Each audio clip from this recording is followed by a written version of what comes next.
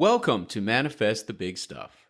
Today, we're going to cover one of the most mythologized topics in the entire canon of manifesting, your feelings. We're going to set the record straight about feelings. We're going to talk about what feelings are and what their actual purpose is.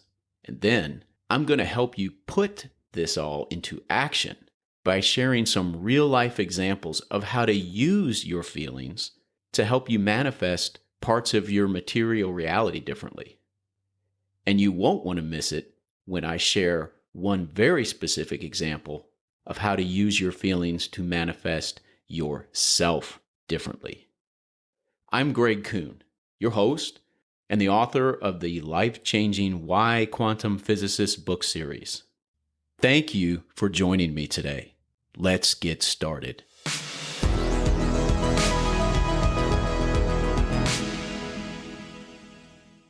As an intentional manifester of your material reality, you've been taught to use feelings to do things that they're incapable of. Let's correct that today. Let's set the record straight about feelings. First, I'd like to explain to you what feelings are and what their purpose is. And then I'm going to go into some examples of how to use your feelings to manifest parts of your material reality differently, more closely aligned with how you truly desire. Feelings are nothing more than evidence. I call them empirical data because they are telling you how capable or incapable your current beliefs are of manifesting the material reality you truly desire. Feelings are the same exact thing as the digital readout on a thermometer that's been under your tongue. Now, you've been taught that feelings manifest your reality. But feelings do not manifest your reality. They are not the sources of what you manifest. They are strictly clues that emanate from what you manifest. Clues that tell you how you might want or sometimes need to manifest your reality differently. We're going to focus today on bad feelings. Bad feelings have a bad reputation. They've been cast as an intentional manifester's boogeyman. You've been taught to avoid or even erase bad feelings out of worry that they will manifest your painful and unwanted material reality. But bad feelings do not manifest your reality. Bad feelings feel bad, and that's bad enough. But put this to rest. You do not need to manufacture better feelings by using traditional positive affirmations or positive thinking during painful experiences of material reality. There are no incorrect feelings that you need to change, nor are there correct feelings that you need to start having. While some feelings are always going to be preferred, the only feelings you ever need to feel are the ones you're actually having. You've undoubtedly heard that it's a good idea to feel the feelings you want to have, to feel the feelings that the thing you desire to manifest will give you, because doing that will help you manifest that thing you desire. And that's simply not true. The truth is, if you don't feel the feelings that you actually have, you will usually continue to manifest the reality that's eliciting them. Feel your actual feelings so you can process them and then learn from them. Who cares whether or not anyone else would feel the way that you do? All that matters is that you feel the way that you do. And because you feel this way. You need the sharp, unambiguous evidence provided to you by how you actually feel. Evidence that you can use to revise your hypotheses for how to best manifest the material reality you truly desire. And manufactured feelings from traditional positive affirmations will not give you sharp, unambiguous evidence because those feelings aren't how you actually feel.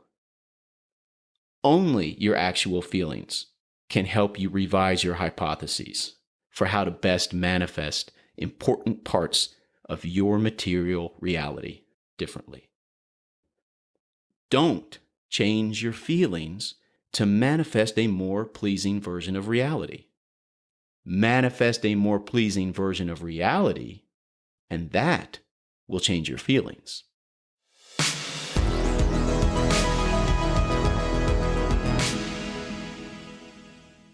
As you can, you will want to manifest your reality outside of yourself differently. And to change how you're interacting with this unpleasant version of your reality, you will want to manifest a different version of yourself. And your bad feelings will provide you with powerful evidence for how to best do that.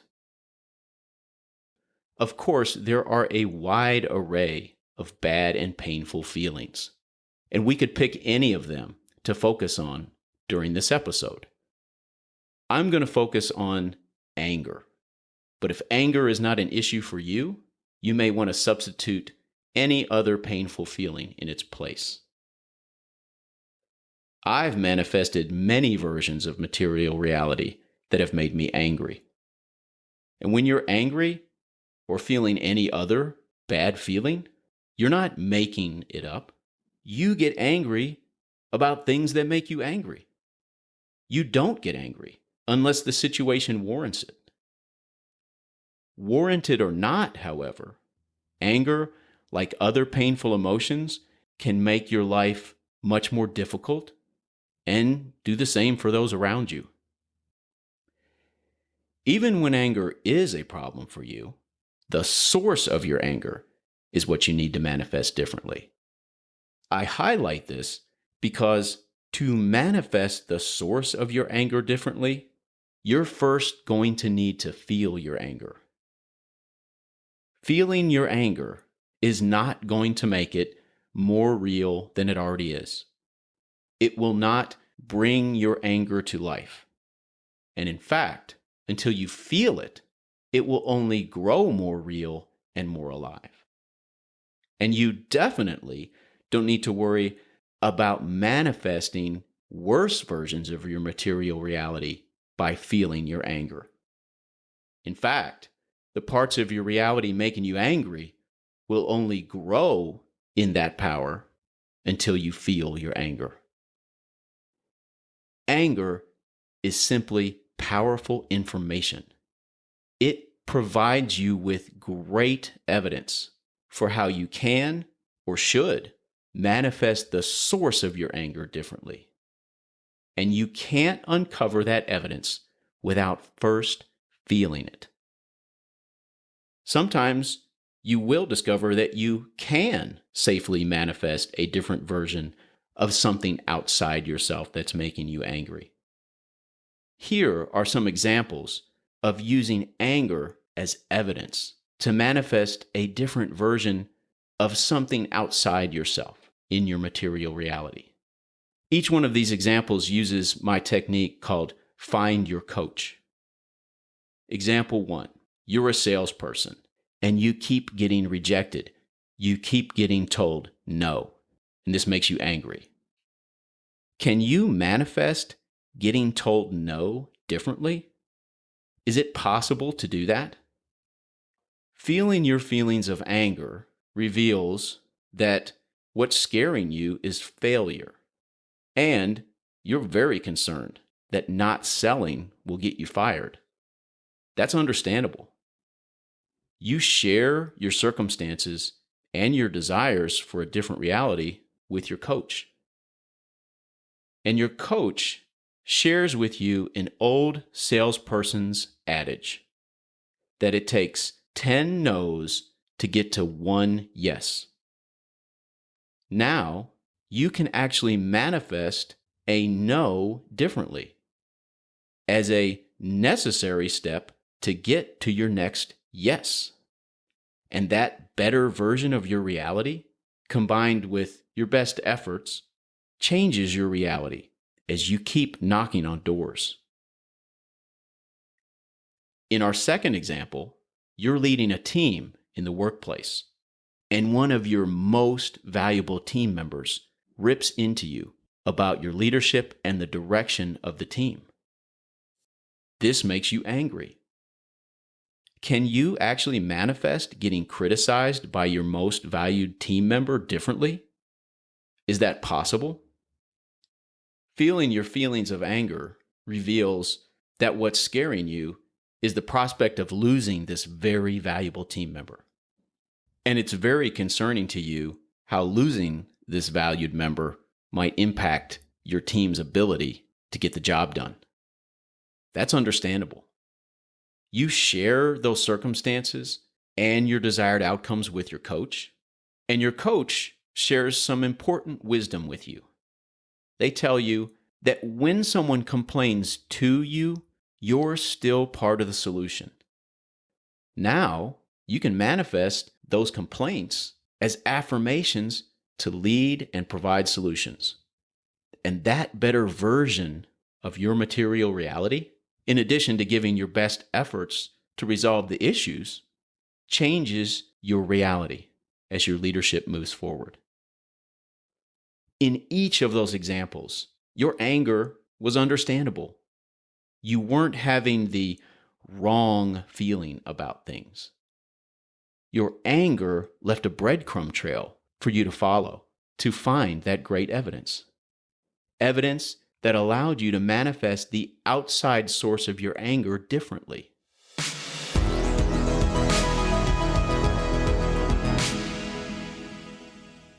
Here's an example of how I used evidence from bad feelings to manifest a different version of myself.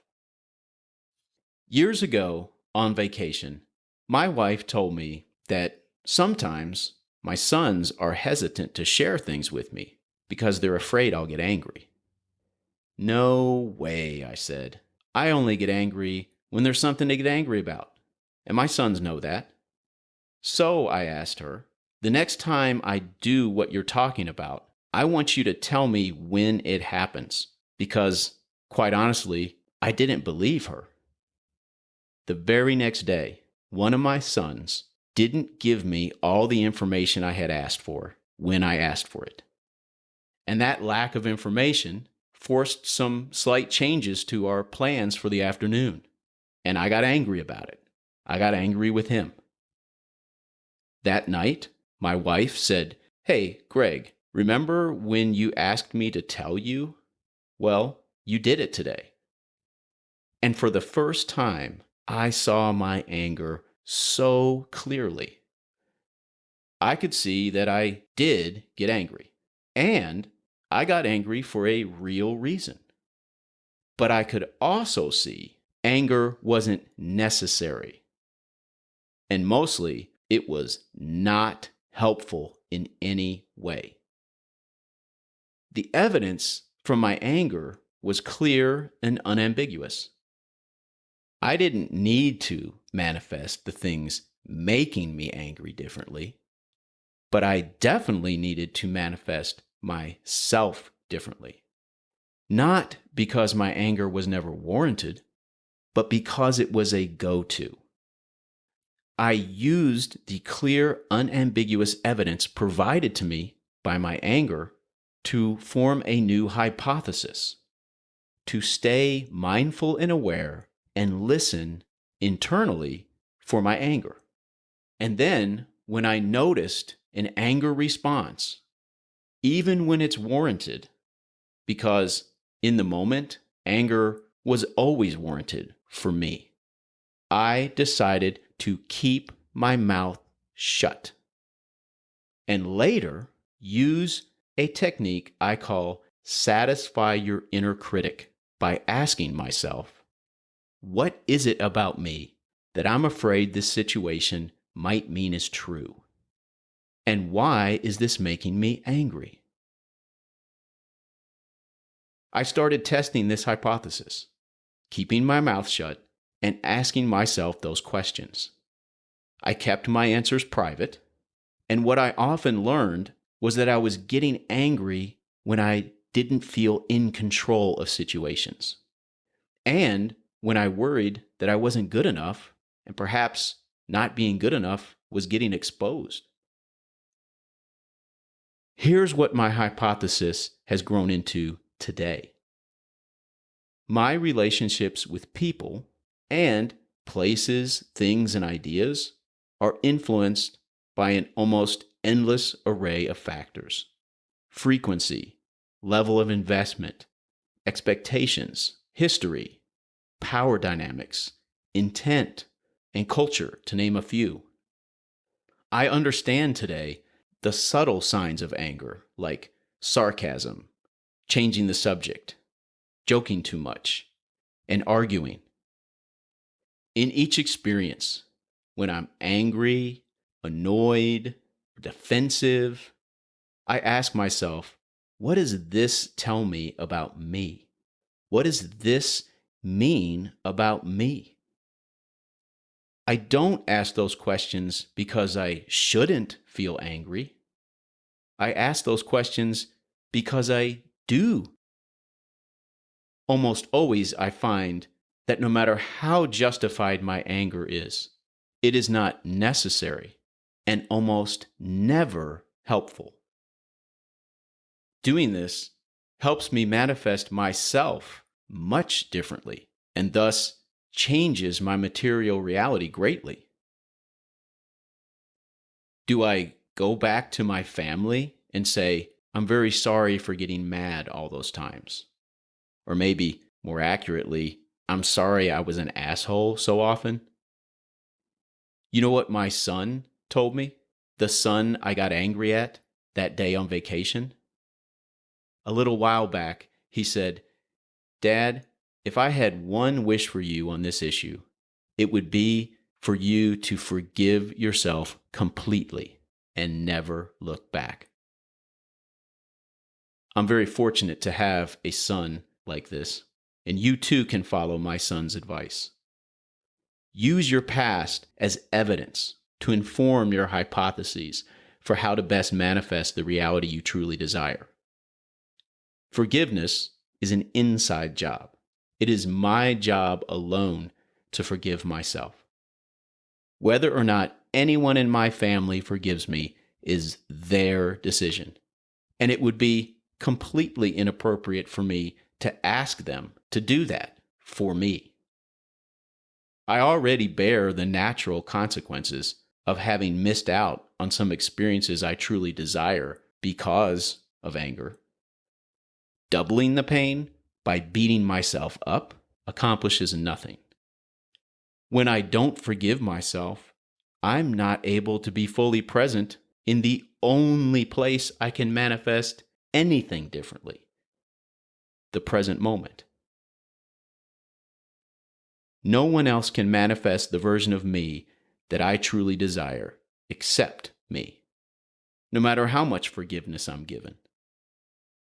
So my best bet is always to stop beating myself up in this moment and start using my past as evidence instead of a paddle. And by feeling my bad feelings, not avoiding them, not stuffing them, not changing them. Feeling my bad feelings so I can process them and then learn from them.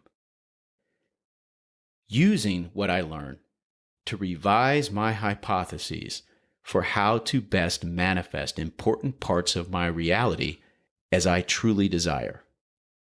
Then testing those revised hypotheses in my life.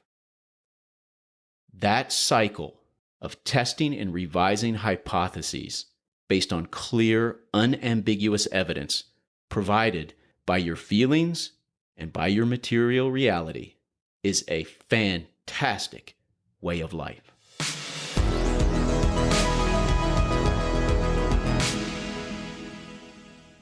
And now, my quantum tip. A brief, powerful takeaway that you can begin employing right now. I've said many times, material reality is evidence for you, and feelings are evidence for you.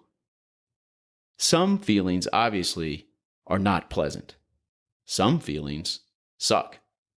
But none of your feelings need to be taken personally.